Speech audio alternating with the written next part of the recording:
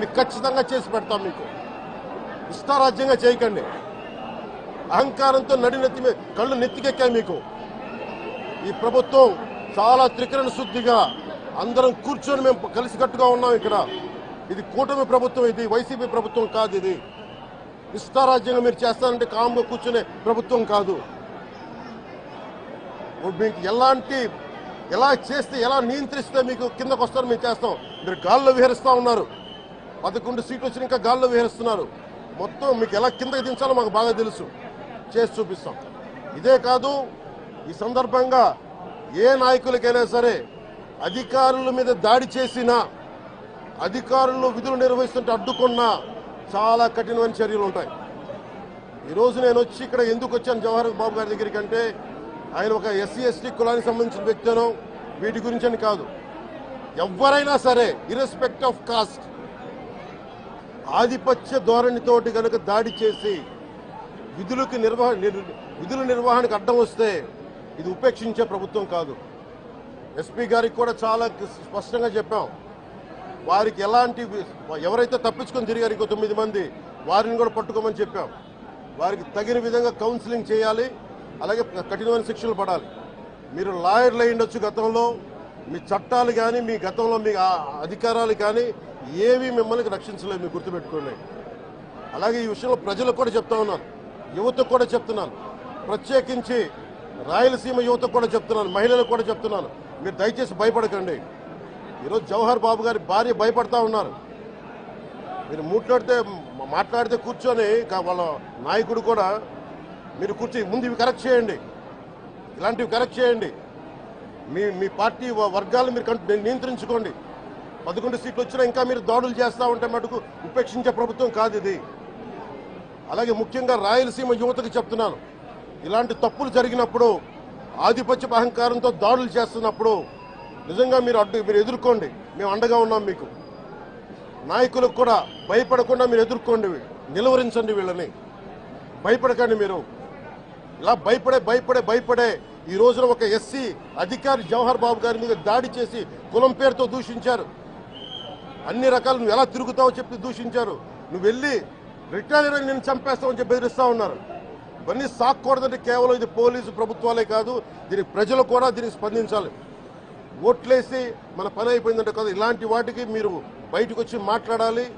భవిష్యత్తులో ఇలాంటి నాయకులు మళ్ళీ ఎన్నికల్లో పాల్గొనాలంటే కూడా వాళ్ళకి భయం రావాలి. మీరు ఆ స్థితిలో ప్రజలు కూడా దీనికి అప్రమత్తంగా మీరు కూడా దీనికి బాధ్యత వహించండి. ప్రభుత్వం మీకు అండగా ఉంటుంది. అలాగే జవహర్ బాబు గారి భార్య ఒకటే భయపడతా ఉన్నారు, అయ్యా మేము నిస్సహాయతలో ఉండేవాళ్ళం, మేము ఎస్సీ మాల కులానికి చెందిన వాళ్ళం, మాకు భయాలు వేస్తున్నాయి, మాకు ఎవరు లేరు మాకు అండగా ఉంటే వాళ్ళకి ఇదే చెప్తున్నాను. మేము భరోసా ఇస్తున్నాం. పక్కనే కలెక్టర్ గారు ఉన్నారు, ఎస్పీ గారు ఉన్నారు, ఎమ్మెల్యే గారు ఉన్నారు, మిగతా జిల్లా సంబంధించిన నాయకులందరూ ఎమ్మెల్యేస్ ఉన్నారు, నాయకులు ఉన్నారు. మేము అందరి తరఫున మాటిస్తున్నాం. మీకు ఏ మాత్రం ప్రాణ భద్రతకి ఏమైనా ముప్పు కలిగినా మేమందరం మీకు అండగా ఉంటాం, కఠినమైన శిక్షలు తీసుకుంటాం మీకు భరోసా ఇవ్వడం జరిగింది వాళ్ళకి. అలాగే డాక్టర్స్ని అడిగాను, వాళ్ళు చాలా లోపల కొట్టేశారు మొత్తం. ఆయన బాగలేదు, ఆరోగ్యం బాగలేదు. అన్నిటికంటే కూడా ఒక ఎంపీడీఓ అంటే ఒక మండలానికి ఉన్నతాధికారి, ఆయన ఒక ఎస్పీ, ఆయన ఆ మండలానికి ఆయన ఒక కలెక్టర్ స్థాయి వ్యక్తి. అలాంటి వ్యక్తిని కూర్చొని దుర్భాషలాడుతూ బూతులు తిడుతూ కులం పేరు మీద దూషిస్తూ ఇది కూర్చోబెట్టి ఇది ఒక పరిపాటి అయిపోయింది. ఇది ఇక్కడితో ఆగాలి. ముఖ్యంగా రాయలసీమ ఎక్కడైతే ఉందో మీకు ఇలాంటి ఆధిపత్యపు ధోరణి ఉందో దీన్ని అందరూ సమిష్టిగా ఎదురు తిరగాలని మనస్ఫూర్తిగా నేను ఆకాంక్షిస్తున్నాను. మీరు కూడా పాల్పంచుకోమని కోరుకున్నా. అలాగే చాలా స్పష్టమైన ఆదేశాలు ఇచ్చాం పోలీసు ఉన్నతాధికారులకు కానీ కలెక్టర్ గారికి కానీ ఎమ్మెల్యే గారికి మొత్తం అందరం కూడా సమిష్టి ఒకటే నిర్ణయం తీసుకుని ఇలాంటి భవిష్యత్తులో రాకుండా పునరావృతం కాకుండా ఉండాలని మనస్ఫూర్తిగా మేమందరం నిలబడి ఉన్న ఈ మాట మీద. అందుకని తెలియజేసుకుంటూ ఇప్పుడు గాలివీడు మండలంకి వెళ్ళి ఎలా జరిగింది వీటి మీద నేను అక్కడ మాట్లాడుతూ ఉన్నాను. అది కూడా కలెక్టర్ నా దృష్టికి తీసుకొచ్చారు. ఇందాక దారిలో నాగేంద్ర అని ఒక రైతు దాదాపు 3 ఆయన కుటుంబ సభ్యులు బిడ్డలతో సహా భార్యను కూడా ఒక్క నిమిషం సంబంధం ఇది నా దృష్టికి దిగ్గని చెప్పారు నాకు. ఇది 2 అంశాలుగా మేము చర్చిస్తున్నాం. దాని ఇన్వెస్టిగేషన్ జరుగుతూ ఉంది.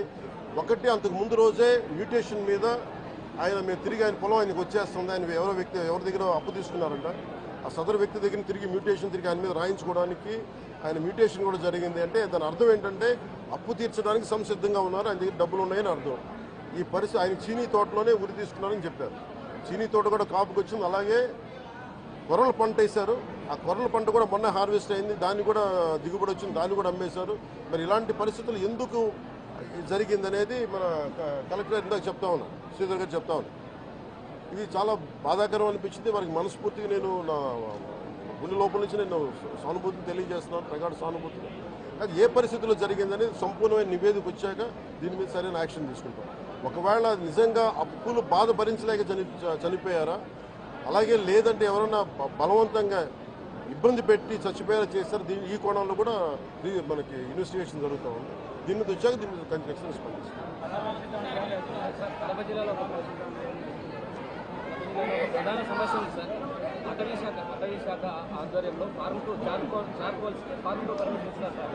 ఎక్కువగా ఇక్కడ రిజర్వ్ కన్వర్షన్ ఎక్కువ సార్, ఫారెస్ట్ రిజర్వ్ కన్వర్షన్ ఎక్కువ. దాంతో ఈ ఫార్మ్ టు పర్మిషన్ అడుగులు నడిపేస్తున్నారు. చాలా బాధాకరమైన అంశం సార్. ఇక్కడ పర్యావరణం చాలా గందరగోళంగా తయారైంది. ఇక్కడ ఏ ప్రాంతం ఉండేది? మొత్తం అంతా ఉంది సార్. మొత్తం ఉమ్మడి కడప జిల్లాలో ఎక్కువ బదివేలు ఉంది, భీమటం ఉంది. నేను అతి కొద్ది రోజుల్లోనే కలెక్టర్ చేసి దీన్ని ఒకసారి రివ్యూ పెట్టండి. ఫారెస్ట్ డిపార్ట్మెంట్తో కూడా ఒకసారి నేను అన్ని ఫేక్ చార్కోల్ దీని మీద మేము ఖచ్చితంగా మీరు పెట్టండి. అంటే పర్సనల్ రివ్యూ ఇక్కడికి వచ్చి మేము రివ్యూ చేస్తాం. నమస్కారాలు.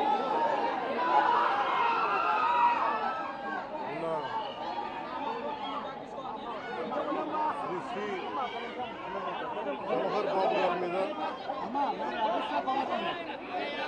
ఎంపీడీఓ ఛాంబర్ కాలివీడు మండలం ఎంపీడీఓ మీద నిన్న మధ్యాహ్నం 1 గంటకి దాడి చేశారు.